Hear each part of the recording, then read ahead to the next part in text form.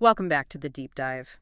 Today we are taking on something quite fascinating and honestly a bit challenging. We're diving deep into some specific verses from the Gita chapter 9 verses 11 and 12.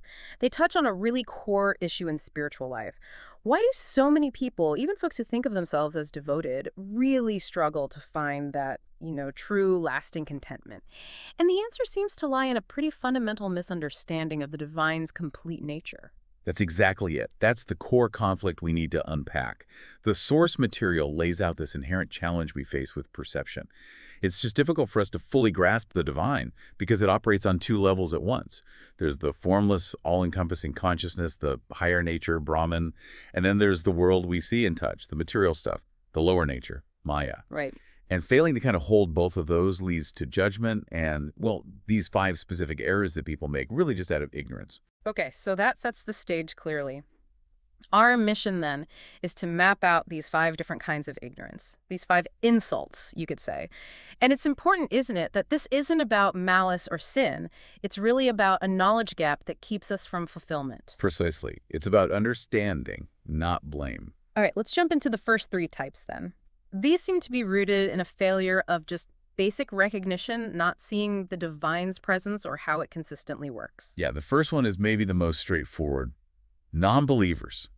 These are the people who look at this incredibly complex world around us, all its intricate workings, and just conclude it all happened by chance.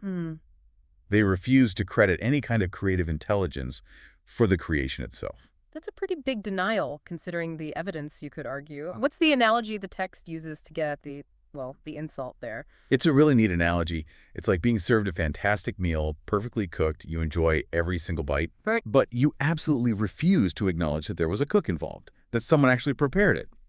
The non-believer insults the divine by just not recognizing its presence, even while living completely surrounded by its creation. Right, got it. Now, this next one gets maybe a bit closer to home for many listeners. What about people who do believe? They're not off the hook here, are they? That takes us to type 2, the blind believers. Yes, blind believers. They tend to operate on a very transactional view of the divine. It's like they fundamentally misunderstand its consistent function. Their faith is conditional. Conditional how? Well, when prayers seem to get answered or things are going well, good fortune smiles on them, they're full of praise, quick to say thank you, they see the divine as rewarding them. Okay, that sounds familiar. But life isn't always smooth sailing. What happens when things get tough or a prayer seems to, hit a wall? Immediate blame. Just like that. They flip completely. They see the divine as, I don't know, moody, judgmental, maybe even absent when things go wrong. Their insult is failing to grasp the consistent, universal way the divine operates. It's presented as a mechanism, a cosmic law, not some sort of cosmic vending machine you praise one minute and kick the next. That's a sharp distinction. Okay, so the first 2 struggled with presence and function. Now, type 3, the religious people. This one sounds potentially controversial. How can being religious, focusing devotion, actually be seen as an insult? Yeah, this needs careful handling, but it links right back to that duality we mentioned, Brahman and Maya, formless and form. The issue arises when individuals really narrow their focus. They constrain their devotion, praying only to a specific personal God, one with a particular name and form. They become intensely devoted, but only to that one manifestation, that lower nature aspect. But wait a second. For countless people, having a personal God, a specific form, is what makes the divine feel real, approachable. It gives comfort, focus. How is limiting devotion like that an insult? Isn't it just a necessary step for us humans to even begin to understand? It's considered an insult because in doing so, they effectively deny the higher nature, the boundless, formless Brahman. They fail to recognize the complete power. The divine in this understanding is omnipresent. It's everywhere, in everything. It's not limited by one name or one form or even just this one universe we perceive.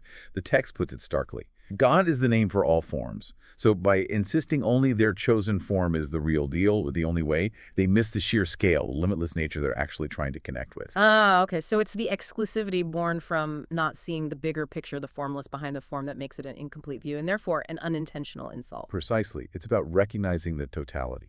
That really clarifies it. So those first 3 insults were kind of passive, right? Failures to recognize scope or function. But now we're shifting gears, moving into something maybe more active, more damaging, misapplication. Exactly. This brings us to type 4, the fundamentalists. These often grow out of that narrowed view of type 3, but their ignorance takes an aggressive turn. They belong to a particular religion, a specific sect, and they actively refuse to acknowledge the universality of that complete power we just talked about. And their mistake isn't just limiting their own view, it's projecting that limitation outwards. Yes, it becomes an act of transgression. Their specific insult is attacking, condemning, abusing the personal gods, the forms of devotion that belong to other religions and sects. They weaponize their limited understanding of the divine's lower nature against others who are essentially trying to approach the same ultimate reality just through a different form or path. It fundamentally insults the underlying unity. You see echoes of this whenever people get rigid about organizational forms, refusing to see that different structures might serve the same core principle. That's a heavy one. Okay, finally, type 5, the superstitious. This sounds like they misunderstand how things actually work. Cause and effect, maybe. Karma. Spot on. They fundamentally lack the knowledge of cause and effect. Karma, as presented here, isn't about pre-written fate. We need to be clear on the definition from the source. It's framed as a universal, almost mechanical law. Consequence matches action, intention, effort. Okay, a law, not a judgment. How does the text explain this? Is there an analogy? Yes, and it's quite direct. The divine is compared to an accountant. Imagine an accountant who calculates your salary based strictly on your attendance record. Did you show up? Did you do the work? Right. Makes sense. If you choose not to show up for work, if you just abstain, you simply cannot turn around and blame the accountant when your paycheck is smaller. The reduced pay is a direct result of your absence. I see. So blaming God for my problems after, say, years of making bad decisions or not putting in the effort, that's the insult. It goes against that basic law of action and result. That feels very relatable, actually. Exactly. When we point the finger at the divine for our own mistakes, our own failures, the consequences of our own actions or lack thereof, we're insulting the very mechanism that ensures fairness and order in the universe. Wow. Okay, so we've laid out these 5 categories. Non-believers ignoring presence, blind believers misunderstanding function, religious people limiting completeness, fundamentalists attacking unity, and the superstitious misreading causality. They all seem to stem from that one root: ignorance about the divine's complete nature, both higher and lower aspects. So what's the impact? How does this ignorance actively block us from finding that contentment we talked about at the start? Well, we have to look critically at the kinds of knowledge we value and pursue. There's worldly knowledge, physics, engineering, economics, all that. And it's undeniably useful. It helps us survive. It raises our material standard of living, no question. We absolutely depend on it for comfort, health, stability. But you're posing a really radical idea here, aren't you? That this very knowledge, the stuff that seems so essential, actually gets in the way of ultimate fulfillment. How can that be? Doesn't it give us the breathing room to even think about spiritual things? That's the paradox, isn't it? Worldly knowledge is crucial for survival, yes, but it's not a map to the ultimate destination, which is lasting joy. Think about it. The problem isn't necessarily more information. Compare, say, people in isolated villages centuries ago with us now, drowning in media news constantly. Is more information making us happier? Probably not overall. The issue is incomplete information, or rather, information focused solely on the material, the lower nature, Maya. By focusing exclusively there, we get distracted, dazzled even, and we become effectively blind to the underlying mechanics, the higher nature, Brahman. So this inability to see the whole picture, which fuels all 5 insults, must actively stop us from living a principled life, living in line with Dharma. How does blaming God, for instance, actually prevent that? Well, think about Dharma, cosmic order, right action.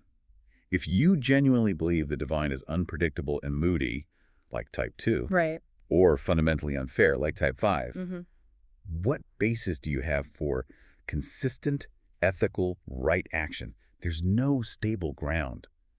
And if you believe the divine is confined to just your group, like types 3 and 4, you inevitably become judgmental, exclusionary. Basically, these 5 forms of ignorance create such a fragmented, warped view of reality that aligning yourself with universal order becomes almost impossible. Okay, that really brings the solution into focus then.